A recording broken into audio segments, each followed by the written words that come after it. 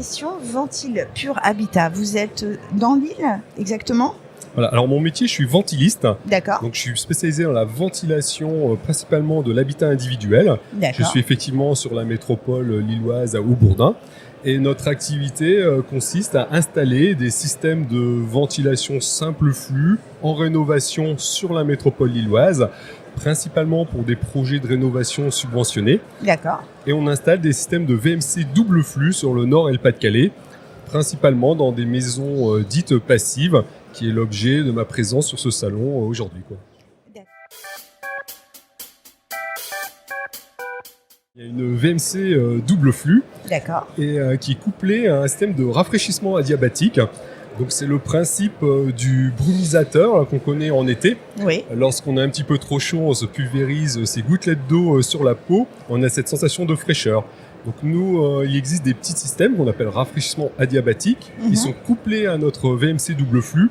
Et donc cet été, pendant la semaine de canicule, on a passé une semaine très très confortable, car avec à peu près 2 litres d'eau par heure, on arrivait à rafraîchir l'ambiance de notre bureau. D'accord, rendez-vous cet été alors, parce que franchement, moi ça m'intéresse. Voilà. Alors, au niveau de la qualité de l'air, revenons sur ce sujet. On sait que moi j'ai par exemple beaucoup travaillé et beaucoup interviewé la FIMEA. J'ai même participé à leur congrès et j'ai parlé avec Étienne Rouvier qui est le président et qui me disait la qualité de l'air aujourd'hui n'est pas vraiment un sujet porté par les politiques parce que déjà, la qualité de l'air c'est un sujet très technique pour comprendre parce que l'air c'est quelque chose de pas tangible, on en a partout, c'est gratuit.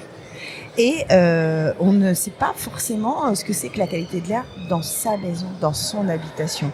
On sait qu'il y a beaucoup de marketing autour de Febreze, air pur, tout ça, où plus on va mettre des odeurs chimiques dans notre maison, plus ça va sentir bon. Et quand ça sent bon, ça veut dire que notre qualité de l'air à la maison est bonne. C'est vrai ça ou c'est faux ? Alors moi j'utilise c'est tout à fait vrai. Et j'utilise un autre indicateur. En fait, dans une maison où le renouvellement d'air n'est pas satisfaisant, en hiver, en fait, on a l'impression d'avoir froid et d'avoir besoin de mettre un pull et d'avoir un décalage entre le confort en termes de température que l'on ressent et la température réelle de son thermostat. Si son thermostat est à 19, on a l'impression qu'il fait 18. Voilà, cette sensation de froid. Un petit peu comme quand on sort de la douche et qu'on a la peau humide, on a cette sensation de froid. D'accord. Après, on va retrouver aussi des personnes qui vont se plaindre de maux de tête en fin de nuit, ou qui en fin de nuit vont avoir besoin d'ouvrir les fenêtres ou de sortir de la maison pour aller faire un footing, pour prendre l'air pur finalement. Et donc on va également avoir d'autres signaux comme des moisissures qui vont apparaître. On déplace par exemple le lit dans la chambre ou une armoire dans la chambre, et puis on trouve le mur qui est dégradé derrière cette armoire. Donc on a comme ça des petits indicateurs qui doivent nous alerter et nous faire dire que dans mon logement, j'ai un problème de renouvellement d'air, il faut que je fasse quelque chose, quoi. Et alerter est le bon terme parce que je crois que si on a des champignons, des petites moisissures dans sa maison, etc., on peut avoir des problèmes de santé avec nos enfants, par exemple. Moi, je suis mère de famille, j'habite dans une maison et effectivement, quand je vois une infiltration d'eau ou je vois des petits signes, en plus c'est visuel, on le voit, c'est des espèces de taches noires sur le mur ou le mur commence à gondoler, etc. Ces signaux-là qui sont visuels doivent nous alerter. Oui, c'est même, je dirais, le dernier signal, le signal ultime qu'on est vraiment dans une situation. Vous parlez de la santé des enfants là. Quand on a cette apparition, c'est vraiment, on a eu des désordres très importants de ventilation et là, on est l'indicateur ultime. Et il faut d'urgence faire quelque chose, quoi. Alors, étape 1, alerter, être vigilant. Étape 2, comment Ventile Pur Habitat intervient chez moi dans ma maison ? Je prends mon téléphone, j'appelle Laurent, je dis au secours Laurent, j'ai des tâches dans ma maison. Comment vous intervenez, vous, en tant que professionnel ? Alors souvent, nous, on intervient dans le cadre d'une rénovation où les gens changent les fenêtres, isolent leur maison, veulent améliorer globalement la performance de leur maison et vont la transformer en thermos. Et donc aujourd'hui, dans les projets de rénovation subventionnés, dans la majorité des projets, il n'y a pas de subvention si on ventile pas correctement son logement. Voilà. D'accord. Et donc, moi, je prends un rendez-vous qui dure 1 heure et quart. Et donc, je vais questionner les occupants. Je vais faire la visite. Voilà, c'est ça. Je fais la visite de la maison. Et souvent, sur la métropole lilloise, en termes de technique mise en œuvre, on est dans des VMC simple flux hygro-réglables. D'accord. En fait, le débit va varier suivant l'occupation du logement, suivant le taux d'humidité dans le logement. Et après, notre rôle, ça va être d'être attentif à tous les petits détails, les entrées d'air dans les pièces de vie, chambre, salon, les extractions dans toutes les pièces où il y a un point d'eau, les détalonnages de portes, c'est ce qui permet à ce que l'air puisse circuler dans le logement. Et on va créer un balayage d'air des pièces de vie où on consomme l'oxygène vers les pièces humides où on va extraire l'air le plus vicié du logement, quoi. Donc, Ça, c'est la rénovation. D'accord. Et ça prend combien de temps à peu près? C'est une question un peu bateau, mais parce que Alors, les tout travaux, dépend. Oui, les travaux, c'est une journée et demie, 2 jours, quoi. C'est assez rapide, quoi. D'accord. Vous venez, vous posez cette VMC à double. Alors, simple flux en rénovation. D'accord. Voilà, en rénovation. Blanc, voilà. Et ça, ce filtre, c'est 6 mois d'usage sur la métropole lilloise.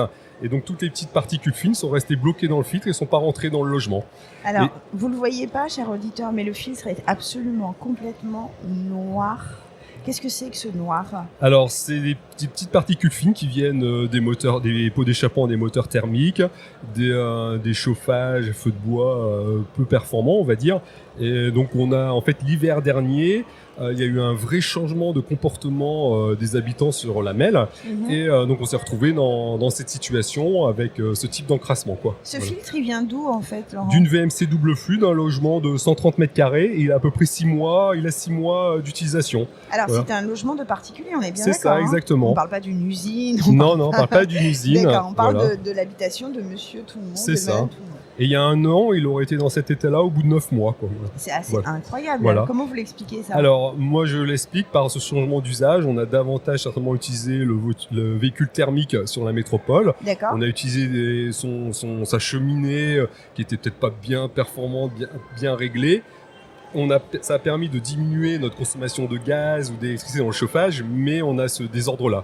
Et on peut retrouver, recouper cette information-là de notre ressenti avec une étude d'Atmo France qui a été faite au cours de cet hiver. On trouve effectivement cette explosion dans la quantité de particules fines et dans le nombre de jours où on est en saturation, quoi. D'accord, je rentre chez moi ce soir, je vais aller regarder mes filtres parce que ça m'inquiète. Voilà, c'est ça. Et concrètement, quand vous intervenez, ce noir-là, comment j'arrive à le faire disparaître? Le filtre, on est obligé de le changer. D'accord. En tout cas, ce qui est rassurant, c'est que ça ne rentre plus chez vous. Les pollens, les poussières ne rentrent plus dans votre logement. Et donc vous faites 3 fois moins le ménage. Des fois, c'est intéressant. Et donc donc le filtre, on est obligé de le remplacer. Et donc c'est une sorte de papier qui est calibré et qui va retenir la majorité de ces particules fines, quoi.